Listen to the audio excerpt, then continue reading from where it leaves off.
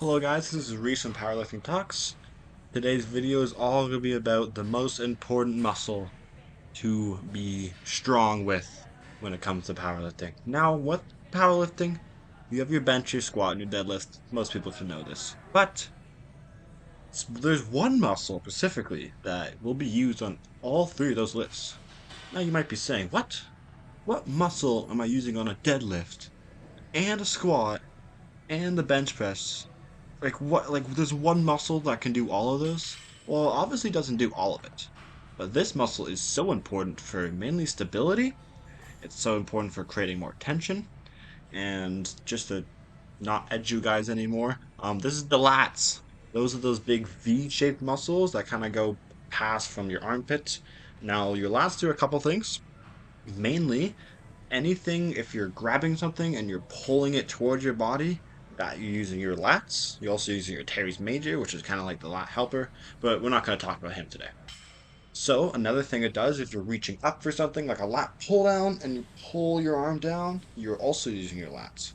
Now, your lats kind of have a third function, and this is where it comes into deadlifts, like I'm doing right here. Notice before I grab the bar here, if you look at my shoulders, I'm going to kind of pull them back. So when it comes to deadlift specifically, the lat's not in an active range of motion. What that means is it's not moving necessarily, it's what's called an isometric. So what you're doing with your lats is you're pulling them back, so you're keeping a nice stable foundation for your upper back and stuff, so you can keep nice and upright, helps you from rounding. So that's the isometric part when it comes to deadlifts. Now, when we go into squats, a lot of people probably like, what? Lats? Squats? That's a back muscle. And you're talking about a leg movement. Yeah, I know. I'm 100% aware. So what your lats do, if you have very weak lats and you go to try to squat, you might notice it's really hard to keep a shelf right. Your back might relax, and if you have a relaxed back when you go to squat, it's probably like one of the worst things ever, because what you want to do is you want to actually pull that bar into your back. So the whole time you're like squatting and you're preparing to squat, what you're doing is actually digging your lats down even more. So that creates even more of a shelf. If you're high bar squatting, it's still super important because you want to maintain that upper trap shelf. If you're low bar squatting, it's actually more important if you're low bar squatting. When you're low bar squatting, you're kind of putting on your reared out slash like lower to mid traps, and you really got to pull tight the whole time, otherwise it can come out loose, and if that comes loose, that bar is falling off you. It's the only thing that's kind of spooky about low bar is that bar can fall if you're not always maintaining good tension. Now, another thing, I'm not sure that's just me, but you'll see later in this when I do my squats that I actually feel like it's harder to squat with just the bar compared to like a plate or two plates or something. Now, I feel this because when you just have the bar, it's so little weight to push your back into. So some techniques that great squatters will do is when they're squatting, they're actually like not only are they bending the bar into their back, but they're also like pushing against the bar the entire time, right? And that's going to create a lot of tension. Um, so if your lats are weak, it's really hard to hold that position, especially for a very long time. Like it's super difficult. And again, it's also going to kind of create a shelf up front. You want to be tight when you squat, really tight. And I think for beginner squatters, even especially myself, is when I was first learning, I always kind of like lean forward a little bit too much. And I'm not leaning forward is necessarily bad. Everyone's body type's different. I have to lean forward quite a bit when I squat. But what I really mean by that is my chest would kind of cave in, or my chest would kind of fall. Now this is happening because I'm creating no tension with my lats. That's super important. Another thing you might notice, if you're ever squatting and your elbows start to like flare outwards, or even worse, flare inwards, then that's bad. It's also a sign you're not contracting your lats. When you contract your lats, your elbows, your angle of your elbow should almost match the angle of your torso when you're squatting. If you have shorter femurs, that means they're going to be very upright. If you have longer femurs like myself, that means they're going to be bent. But as long as they're in line with the torso, that's how you know, a big sign they're using a lats right when you squat. Okay, now let's talk about bench press. A lot of people are probably like, what? You don't use your lats on a bench press. Oh, yes, you do. Oh, yes, you do. And this is how. So when you're benching, the action of bringing your elbows in more is your lats. Like if you just kind of put your arm out and you try to focus on your elbows coming more inwards and your fists going more upright and you feel your lat, you'll feel it working a little bit. Now imagine you're bench pressing and you're holding the bar.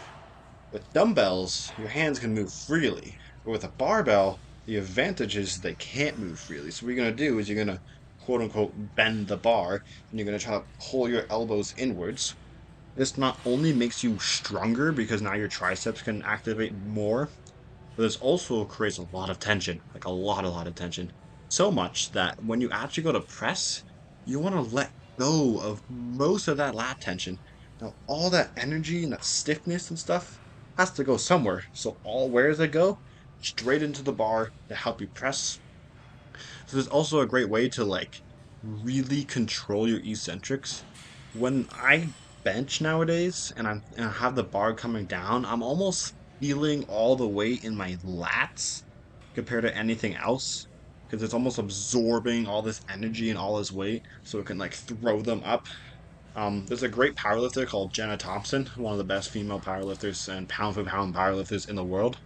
And she likes to say, we don't bench press, we grip and throw. Like your lats almost throw the weight. You can almost push with your lats when you get good enough. It might sound really weird, but lats are huge. And also, if you have bigger lats and just kind of a bigger upper back in general, when you go to bench, you have more of a shelf for that bar to balance on. Now, think about it this way. Let's say you took your shoulder width and you made it like twice as small, and you go to bench, it'd be so hard to balance. It's like trying to ride a bike on like a slack line. Like there's very little room to error. When you have a bigger back and bigger lats and more of a shelf to lay on, it's so much easier to press. It's kind of like if you're doing a shoulder press and you do it and your seat is perfectly upright, it's really hard to drive any tension through that seat. But if you put it a couple notches down, and now you're pushing with your legs and your upper back slash lats are going into the bench, well, now you have an energy transfer. That's why people are way stronger when they use like a proper shelf and push against that. Think about it this way. Think about a little engine on the floor and it's going up, and that upness is your legs. And then there's a spot, aka your upper back, and the pad of the bench is where that's all combining. But that has to go somewhere, right? You know, energy can't be created or destroyed. So that energy comes then through your arms. You have all this extra like ability to press. Now you have this like energy transfer. So that's why lats are so important.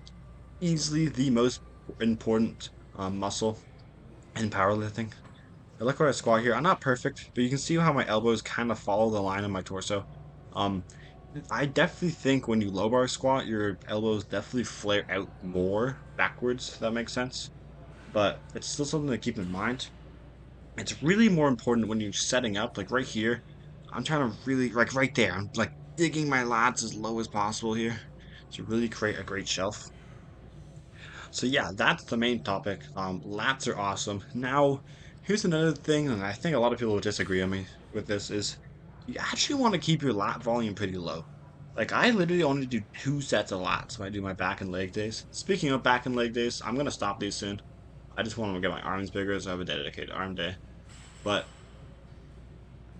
I feel like even sometimes if I've had a really hard bench session, I'm like, man, my lats are sore the next day. Even if it's technically an isometric and the lats aren't really moving that much, they get sore. So I definitely keep your lat volume into the lower side because every single day, like if you do a push-pull leg split, in some way or another, your lats are getting worked. So I definitely keep it chill on the volume. There's nothing wrong with doing high volume. You just gotta make sure that it's not gonna affect your other lifts. Generally speaking, after I do a back day and I'm doing my bench next, like, yeah, my lats are a little sore, and I don't think it affects me that much as long as you're creating great tension still. But it's definitely something to keep an eye out for. Okay, this is our last set of squats. If anyone's made it this far, thank you guys so much for watching. I appreciate all the support, and we'll catch you guys in the next